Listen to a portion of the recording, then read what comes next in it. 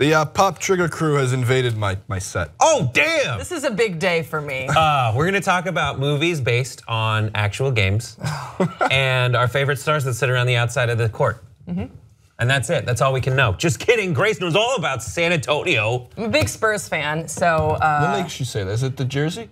Yeah, what gave it away? What's the story behind this jersey? Well, why also are you wearing a t-shirt underneath?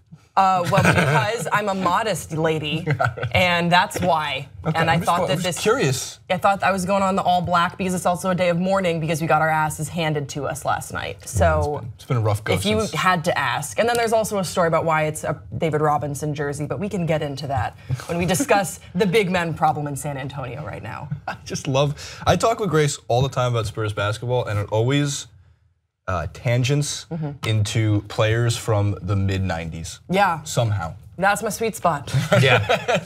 I'll get you some late 80s Lakers comments when we talk about the draft. Of course. That's why we have you guys on, to bring you on for nostalgic purposes. The Warriors beat the Spurs. They beat them badly in game 2. And I think my favorite thing that came out of it was element number 2. It's the Spurs analysis tweet that I found. They might be in trouble without Kawhi. This has been your Western Conference Finals analysis. And then there's still a really bad hot take radio, all that stuff where, I don't know, like the Spurs were 9-1 without Kawhi entering this series and they beat the Rockets, but then there's just this graphic. That also shows it. That's the first graph. Yeah. So since he left, they have been getting blown out worse than, the Warriors didn't beat teams like the Nets this badly this season. And it's not just because Kawhi is out. I think it comes. Ms. Baldridge. Well, if I may interject, so Pop has been making the rounds, giving his sound bites, and what he said, something that I think is very true, is that he doesn't believe that his players were believing, that they are lacking belief right now that Kawhi is out, and I think we definitely saw that, especially in last night's game, particularly from Patty Mills, who finished with 5 points, which is for him. You love Patty Mills. I love Patty Mills. I like Patty He's Mills. the spark plug that the Spurs need, but he wasn't able to sort of be that spark plug in game 2. And it did seem like a very uninspired performance from every Spur. There wasn't, aside from Jonathan Simmons, who did step up and is angling to get a big contract, I would infer. I think that most of the Spurs just seem sort of shell-shocked, especially it's unacceptable from LaMarcus Aldridge that he didn't put up anything, that he didn't, shots. He didn't put up shots. What did he finish I believe he finished with, he did take 11 shots from the field and he was 4 for 11, he finished with 8 points. I don't know. It's ridiculous. That's not, with the contract that he signed, with the history of big men in San Antonio, it's unacceptable. Well, here's the thing. If you don't have Kawhi, then you can triple your efforts on the big men in the post. And you can force LaMarcus to catch the ball like further from the basket. Those are the things you can focus on. And there's tons of evidence for him panicking as soon as he gets a double on like the perimeter because they're freed up to do that. Yeah, that's true. That's true for sure. He definitely gets he gets hot feet. You can see him, and it's not like a traveling type of hot feet. It just seems like he's always been a confidence player. And that's why you'll see him score 40 or you'll see him score 8, and you don't know which one you're going to get, even when his shot is on. The teams, again, especially with the double team. And you had it, with the comparison on the Rockets game. The Rockets are a very emotional squad, and they'll either show up or not. And they're very temperamental that way. And then in pro sports, there's always this discussion about people showing up once there's a big injury and saying, they're better without their star player, which is absolutely stupid because professional teams always coach within an inch of everything they're facing. But when there's a giant change, mostly the coaches who are on the team of the ones who have lost their player, they're the ones who know what to do, and the other side has to have a game or two when they readjust to this new look. But when you lose Kawhi, now you're playing a Spurs team with 2 big men. That's been the way they've been for the last 30,000 years. But 2 big men that haven't established that chemistry yet. I think what Warriors fans are enjoying in this series is that we're really getting a glimpse at what Kevin Durant and Steph Curry can do when they click together. And that has been really fun if you're a Warriors fan. Now, if you're a Spurs fan like me, it's very frustrating to see, you forgive LaMarcus Aldridge in the regular season that he's not really jiving yet with Kawhi. It's not quite there yet, but now it's the playoff time and someone's got to step up. And it's just absolutely unacceptable that he's not doing that. And I'm not sure exactly what's going on here. I would like to think that we can snap back in a game 3. It's like the most anti-Spurs thing I see anytime. When the Spurs get blown out, it's because the ball doesn't move. Like altogether, this is the team that is taught. It seems like that if you get to dribble it at all, you're passing on your next. Yeah, and I'm looking at the assists here, and it's pretty abysmal. Considering the Spurs, who like rely off the hockey assist, they will trade up open shot after open shot to get an even more open shot. Although with guys like LaMarcus Aldridge and sometimes Powell, the ball stops. And it's not the same because when Tim Duncan was in the post, which is an unfair comparison to make, when one of the greatest players ever was in the post. Right, but also they had a really good record when he was 1,000 years old. Yes, because he was also, I thought his court vision got better as he got older. It's like he was like a Benjamin Button cat. And Powell has had those moments as well of really moving the ball inside and spreading out the defense. And that's why it's just so disappointing watching the ball movement last night that was so stagnant. Danny Green didn't get a single assist. I mean, how is that Spurs basketball? They weren't playing Spurs basketball. Usually he's the first one to pass away from an open shot. I'm like, God damn it, Danny, shoot. Or it's other games where I'm like, God damn it, Danny, stop shooting. Right. So there's also like the case of, and this happened with the Rockets when they looked really good against the Spurs. When those two offenses get moving, it's impossible to stop the momentum. It's a downhill momentum. It's why the Warriors, when Kawhi eventually left the floor, they're like, oh my God, what a relief. We don't have somebody who's unbelievably good at stopping us in transition. It's one of his best qualities as a player all around is transition defense and being able to cut players down. Jonathan Simmons can't fill that role. I use the name Jonathan Simmons because he's the most athletic guy on the court currently. And he's who stepped up. I mean, he finished with 22. And he was a D-League player. Now, when you have a player like Steph Curry, who if you don't make him work, he will torch you for it. Not every single game. It's not the same Steph Curry, unanimous MVP Steph Curry. Right. But when he flashes it, it's terrifying because you got guys like LaMarcus Aldridge who have to guard the perimeter. Now, LaMarcus Aldridge doesn't know how to guard the perimeter effectively. Yeah, what is that? The stat that's in the San Jose Mercury. San Jose Mercury? Yeah, dude. Not the team, the paper, the newspaper. I'll tell you what I'll explain newspapers later. In the last 3 games, he's had 1.84 points per shot. Who is this? Curry. Yeah, he was 8 for 13 from the field. Because he can do that. Here's the thing: if you're analyzing game 1, you have a Spurs team that played out of their mind and had this kind of ball pressure, very intense defense that rattled, that visibly rattled Golden State. And they weren't ready. They had the rust. They needed to kick it off for a while. That was the perfect storm that created that 25-point differential in the first half and into the second half. And the series was over.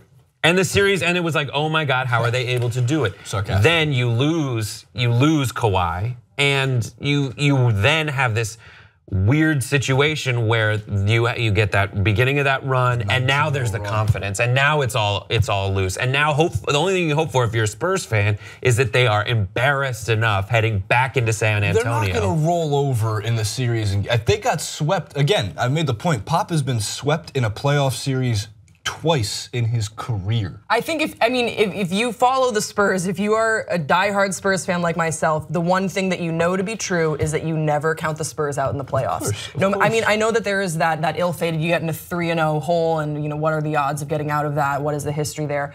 Even if that happens, which I don't think it will, I think we will get game 3. Favorable if you're down 3-1. Yeah. I think that this is a team that can come back, that can find that fire. I really hope that Kawhi comes back. I don't think we can win without Kawhi. I think that everyone knows that. I think that if anything, this has proved that, I think it was Kenny Smith that said that Kawhi Leonard is the best player in the West. And I think that this has kind of proved that to me. I mean, I believed it before, but especially I think that he is the game changer in the West. I mean, look at what happened when he left the game, in game 1. Yeah, another dangerous thing, the little small thing, is Klay Thompson taking this game to just get confidence back because he's been playing like horse. Thank you for saying that. He's been playing so poorly. He's missed all his shots. It's just like, my friend Steph is playing so well with my new friend Kevin. And I just sit there and you see him just bricking after bricking. The Splash Brothers were kind of back last night. Yeah, so the thing is with Klay Thompson is maybe he's shooting himself out of a contract so then he can sign for a little bit less with the Warriors and then he can stay with the team. He's like, shit, if I play too well, they're not gonna be able to offer me the money I want.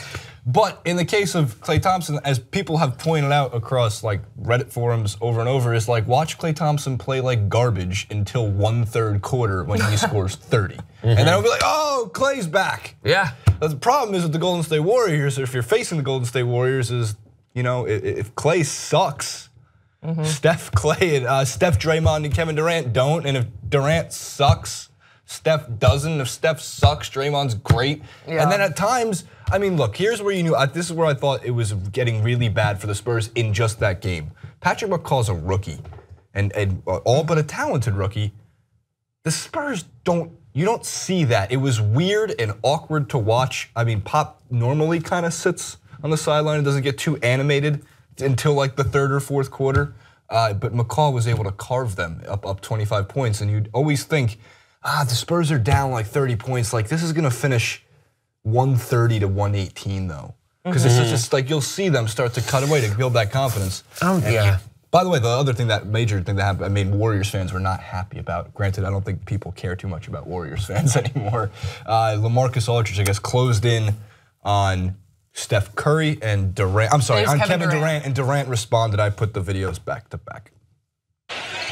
Durant, long distance. Yeah, I mean, bigs are not used to being out on the perimeter and guarding guys on the perimeter, so their whole thing is to kind of give you space. And you know, so when you pull up, they just contest. That's just part of the game. It's been happening forever since I've been in the league. And I think bigs, you know, just try to contest shots, and sometimes that stuff may happen, but it's not on purpose at all. Yeah. So okay, first of all, I love that Kevin. I like the fact that people now just call him Kevin. It's a sweetheart. Yeah. Kevin's such a sweetheart. It's a great nickname. I remember that He's commercial. such like your Here's Kevin. No, I think that it's very convenient that this happened in game 2 so that you could have the Warriors address it from the other side of things. But that said, it's not the same closeout that Pachulia did on Yeah, Leonard. he did And a double step. He did 2 of those. It's not the same at all. Of course not. And I do think that Pop made some really good points. And go back and watch the tape. Pachulia has a history of these dangerous closeouts. The Spurs. And against the Spurs, against star players. So it's nice that Kevin Durant could address this. I don't think that it was intentional. That said, it's the sort of behavior that Pachulia as a professional basketball player needs to be mindful of and to correct, because it's just a holdover from his I mean, he's not. That's why he's a starter. Like he's not going to change. This is a holdover from Zaza's previous job as a James Bond henchman, which I assume is his last job. No. Like he was like in the reboot of Jaws, you know, like he's that giant Eastern European man who's just like, I kill people with my hands. He's in the way though. And so that's it. That's how he used to kill people in Bond movies. You have, I would say like Bruce Bowen would have been like Bond, and then Pachulia would be the henchman. If we're talking about like, you know, grindy and scrappy defenders, it's kind of. Yeah, I don't know. LaMarcus, what does your mom call? Is it your dog? Well, no, here's the thing. I have a dog right now. His name is Casper. And plug your ears, Casper, if you're watching. When Casper dies, which dogs will live forever, but when he dies. And soon with this ancient dog you have. Yeah, exactly. Very soon. I plan on getting a dog and naming him LaMarcus because my last name is Baldridge, and so he would be LaMarcus Baldridge. So, sorry, girlfriend who doesn't want to name our dog LaMarcus. We're calling him LaMarcus. And would you lastly explain your David Robinson? I will explain my David Robinson jersey. David Robinson is my favorite Spurs player of all time, probably, and I think that the Spurs have a history of cultivating some of the best big men that the league have ever seen. George Gervin, David Robinson, Tim Duncan. And while I was watching last night's game, God, I really wish they could have swapped that out. Maybe like a 1998 David Robinson for a 2017 LaMarcus Aldridge. Ginobili, just have that younger Ginobili for maybe even get Tim playing Duncan. like I think if I could have done the video game version of last night's game, it would have been a lot cooler. Did you just get Steve Kerr back in there too? Yeah, I like a little Sean Elliott off the bench. Thank you, LaMarcus Baldridge, for joining us. You are welcome. I can't wait to meet LaMarcus Baldridge. Me too.